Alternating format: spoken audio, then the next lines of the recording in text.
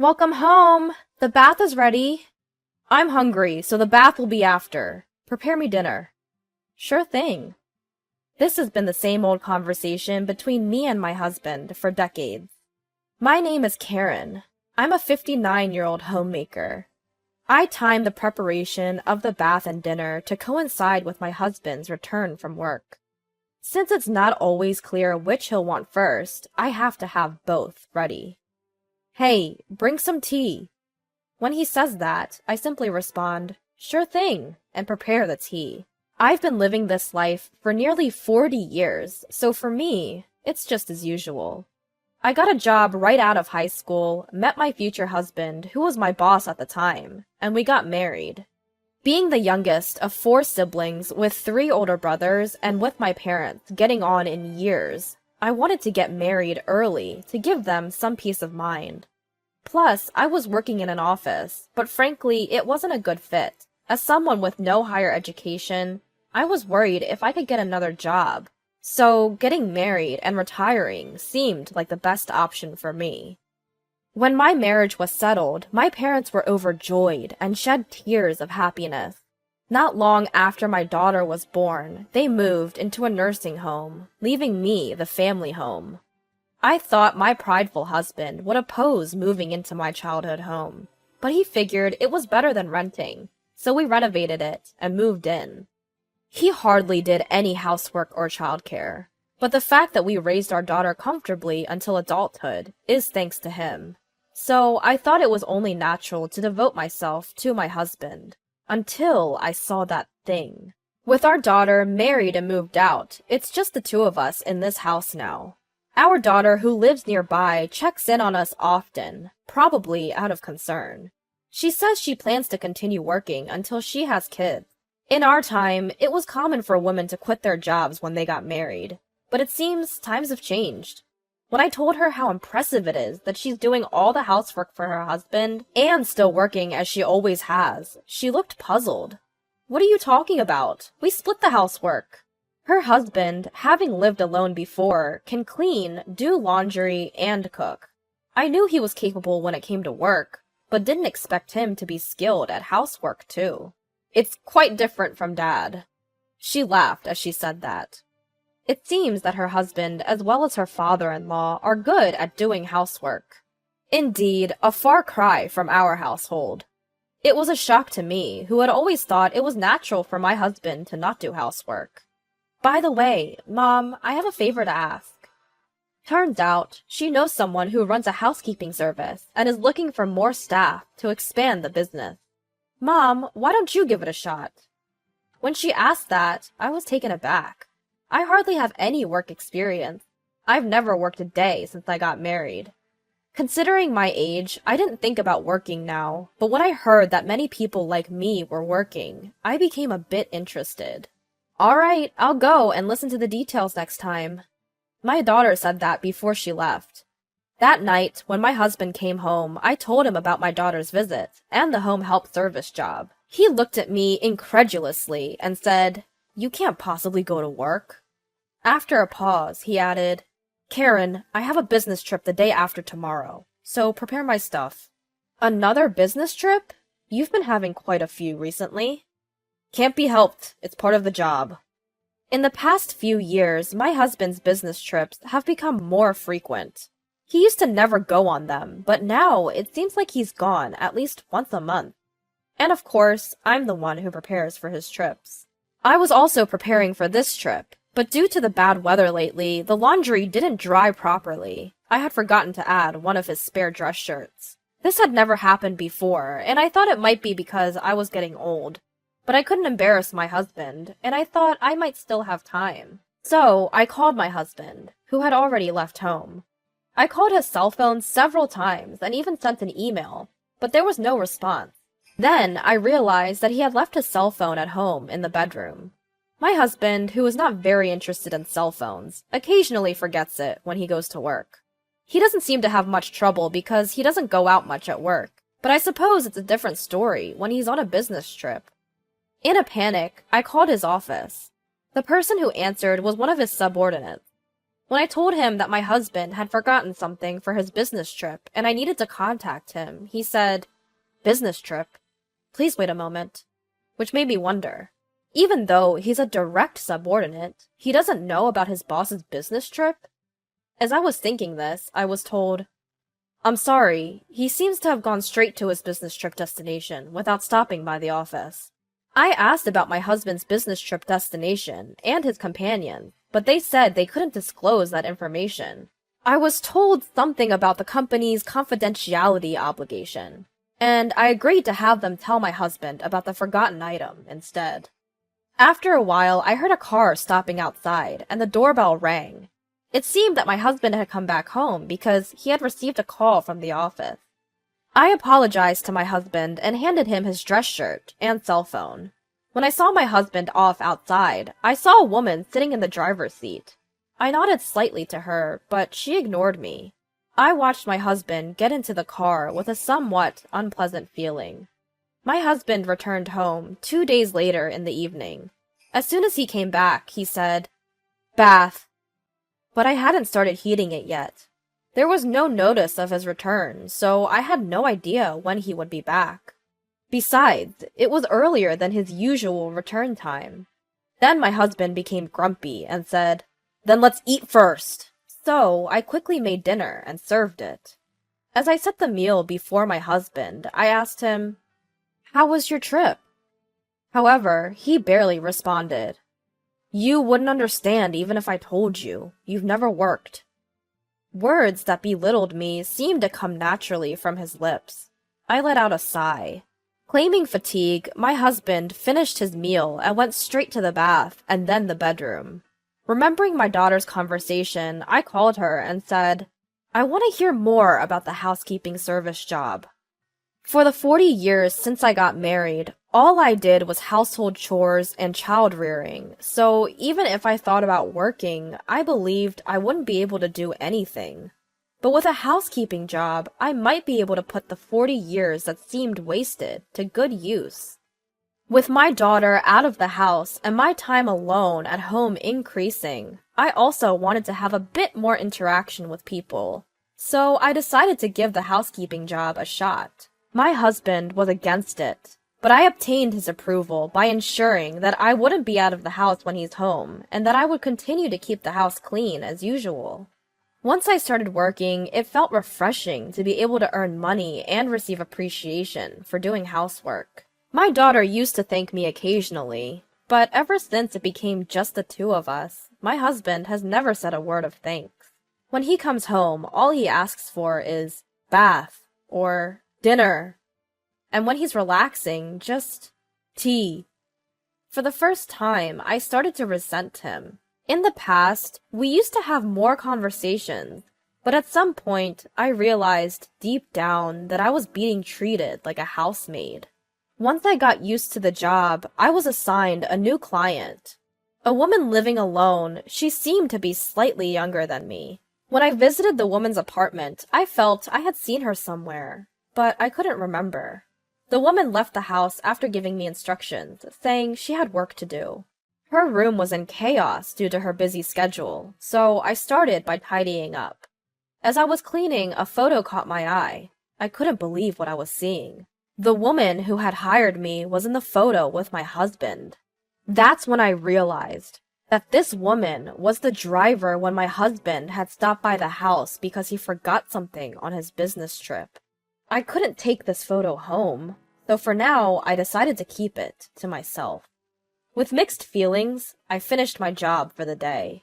That night, as soon as my husband came home, he said, "I have a trip tomorrow, so hurry up and prepare for it."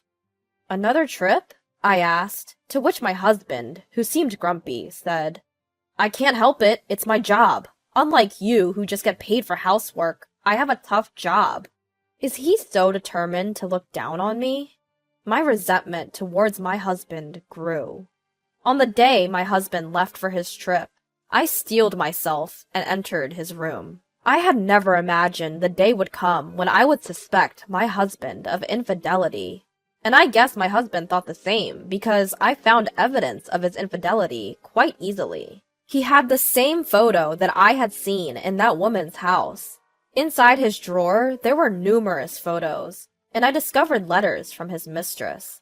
Letters that read things like, "My wife is just a housekeeper. I'm so happy when you tell me you love me." Her name was on them. It confirmed his infidelity. I hastily consulted my daughter. Luckily, it was her day off, and she said she would come immediately. When I told her everything, my daughter was even angrier than me. "What do you want to do, Mom?"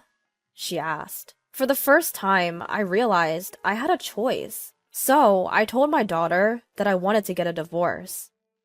Even though all I know is housekeeping, the fact that my husband called me a mere housekeeper ignited my anger more than it brought me sadness. I was betrayed by the husband I had devoted myself to. With that in mind, I wanted to be away from him as quickly as possible. My daughter offered that if I felt that way, I could move out and live with her. But I felt guilty about involving her husband, and above all, I own this house. I didn't want to leave my husband in this house. But I thought moving out might speed up the divorce, so I started to prepare to move and rent an apartment.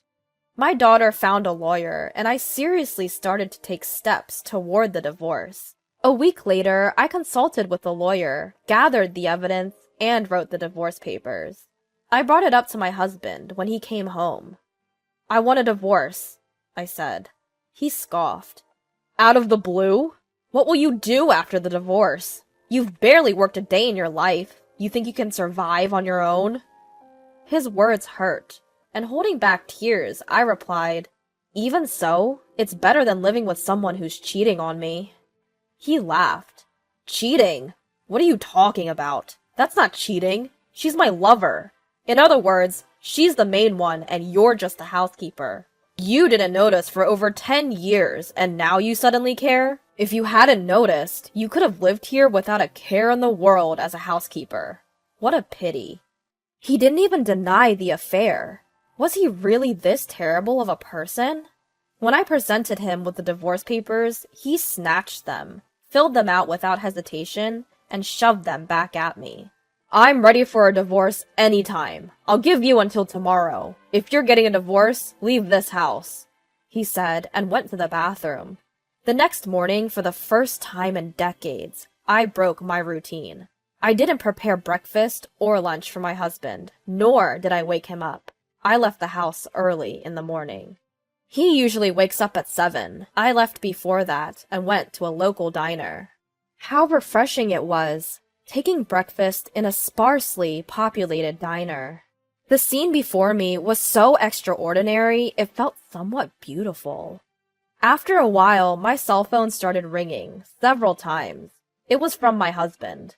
Not the type to text, he usually prefers to call. Chances are, if I answer, he'll just end up berating me. Ignoring him, I turned off my phone. After relaxing at the diner, I went to the local office. As soon as the office opened, I filed the divorce papers. While my husband was at work, I decided to go home and pack up my stuff. But surprisingly, my husband was still at home.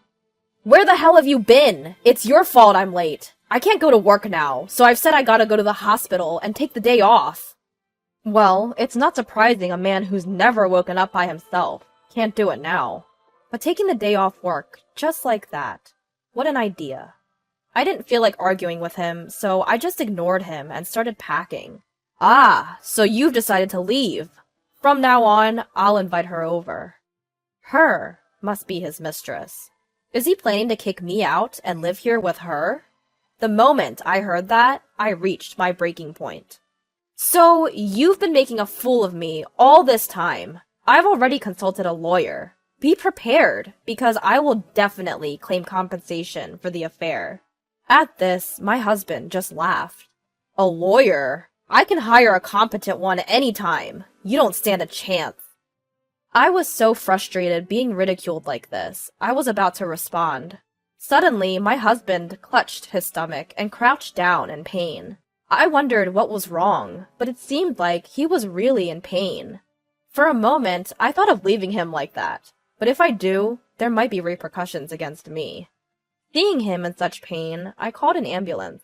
The ambulance arrived quickly. I answered their questions and watched over my husband. It was decided that he would be transported to the hospital.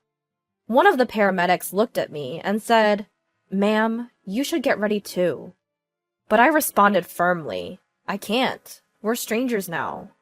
The paramedic looked puzzled, but perhaps sensing something, they transported my husband without me accompanying him. At that moment, my husband's face was pathetically funny. When I contacted my daughter, she agreed to go to the hospital. It seems my husband will be hospitalized for a while. I only heard that his life was not in danger, but didn't ask for more details.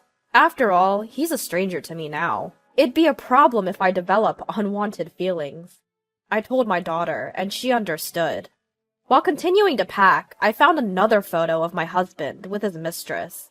Shockingly, it was hidden in the living room drawer. In that drawer were our wedding rings, and I couldn't tell if my husband had intentionally left it there or not.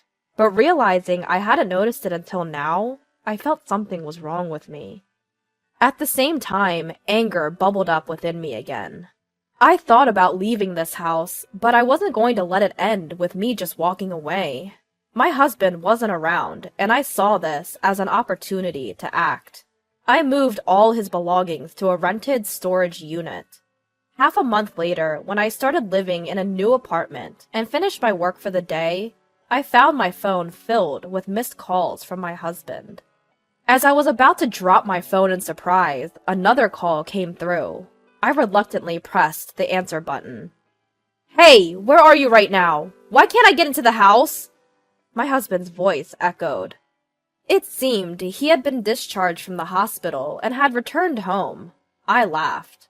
"Congratulations on your discharge. That's no longer your home, so why don't you go to your mistress's place?" "What do you mean?" he shouted, but I didn't back down. "I sold the house. You seem to be mistaken, but the house was in my name. I can do whatever I want with my belongings, and it's none of your business. Besides, I've graduated from being your housekeeper. We're already divorced, so do whatever you please." Divorce? He must have forgotten about signing the divorce papers half a month ago, or maybe he thought I wouldn't really go through with it. He seemed bewildered, but I hung up. Later, I claimed damages through a lawyer from both my ex-husband and his mistress. My ex-husband had boasted he could easily hire a competent lawyer, but given the evidence and duration of the affair, no lawyer was willing to take a losing case. Thus, I was able to secure a significant sum of money. From what my daughter heard from my ex-husband, his affair was apparently well known within his company, which made sense considering the reactions I got when I called his workplace. In reality, he wasn't on business trips, but vacationing with his mistress. But once the divorce was finalized, my ex-husband became the butt of jokes at his office for being left by his wife and having his house sold off. Apparently, he felt quite uncomfortable. His colleagues and subordinates were heartless. Furthermore, when he went to his mistress's place and she was also asked to pay damages, she complained that this wasn't what she signed up for and left him. How could she say such a thing after getting involved with a married man? My daughter, unable to forgive her father's infidelity, cut off all contact with him afterwards, so I don't know what happened to him. Given his high pride, he might not be able to stand being laughed at work and might have quit the job. He might have moved back to his hometown, which is far away from here. I thought I was powerless. But once housework became my job, I realized the time I'd spent wasn't wasted. And now I'm living a fulfilling life.